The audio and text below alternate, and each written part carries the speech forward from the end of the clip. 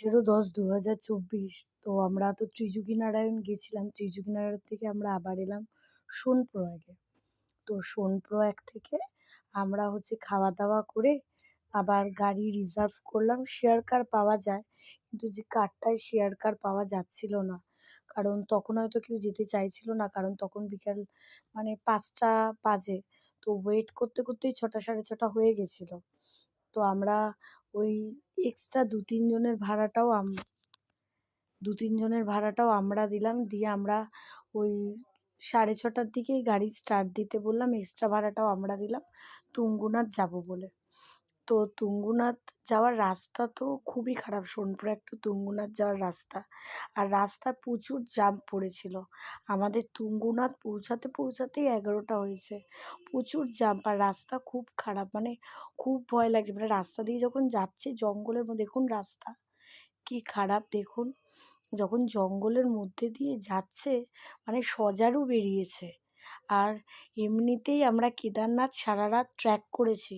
Track করে আমরা ওই ২ ঘন্টার জন্য একটু রেস্ট করেছি। ১১টার সময় বেরিয়েছি ত্রিযোগীনারায়ণের জন্য।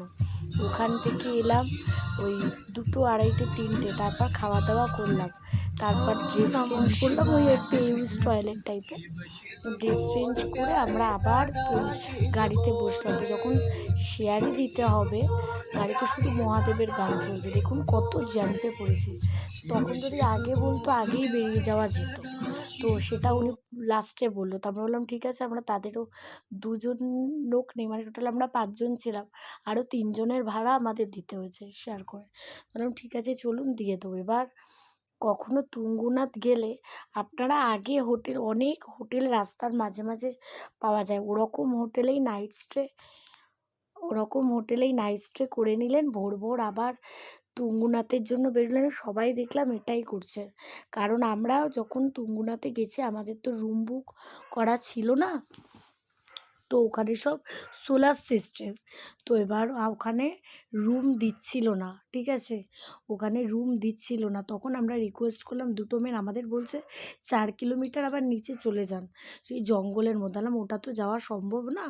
তো আপনারা একটু কিছু ব্যবস্থা লাস্টে রুম দিয়েছে। একটা রাতের জন্য ৫,০০০ টাকা নিয়েছে। সোলার সিস্টেম, আলো ১০টা মানে মানে আধ ঘন্টার জন্য আলো দিয়েছে। তারপর আলো অফ করে দিয়েছে। নেটওয়ার্ক তো নেই।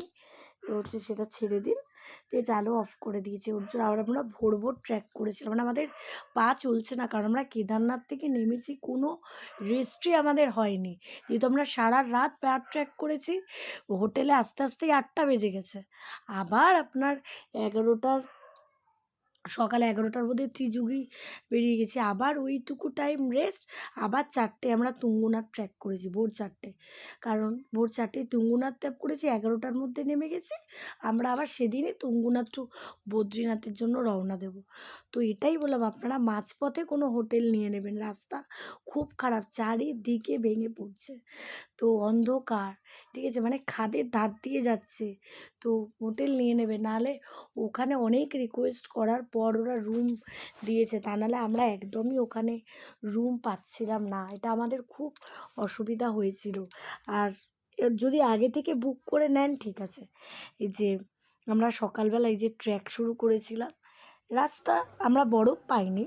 কিন্তু এই যে রাস্তায় আপনি সুন্দর, সুন্দর এরকম ময়ূর পাখি এগুলো দেখতে পাবেন। তো রাস্তার ট্র্যাক কিছু, কিছু জায়গা একটু খারাপ। কিন্তু কেদারনাথের থেকে তুঙ্গুনাথ ট্র্যাকের রাস্তা কেদারনাথের থেকে ভালো। খারাপ আছে কিন্তু ভালো অতটা। কারণ আসলে কেদারনাথ তো অনেকটা ট্র্যাক, তুঙ্গুনাথ তো ৫-৬ কিলোমিটার ট্র্যাক। এই যে আমরা ১১টার মধ্যে নেমে গিয়ে আবার ওই গাড়ির জন্য ওয়েট করছিলাম। আবার গাড়ি আমাদেরই সাথে ছেড়ে দিল ওই বদ্রীনাথ পৌঁছাতে, পৌঁছাতে সন্ধ্যা ৭টা। কিন্তু তখন আমাদের পা খুব ব্যথা, পায়ের অবস্থা খুব খারাপ। কিন্তু দেখুন মন্দির খুব সুন্দর। এখানের ভিউটা, চারিপাশের ভিউটা খুব সুন্দর। এই ভিউটা খুব সুন্দর। তুঙ্গুনাতে আসলে আমরা দেখলাম অনেক গাড়ি দাঁড়িয়ে আছে। তো বুঝলাম যে ওরা ওই মানে মানে অর্ধেক রাস্তায় হোটেলে ছিল। পরের দিন ওরা সকালবেলা আবার এই দেখুন কত গাড়ি দাঁড়ানো লাইন দিয়ে, প্রচুর ভিড় ছিল। আবার হোটেল নিয়ে ওই কারণ তুঙ্গুনাথের ওখানে বেশি হোটেল নেই।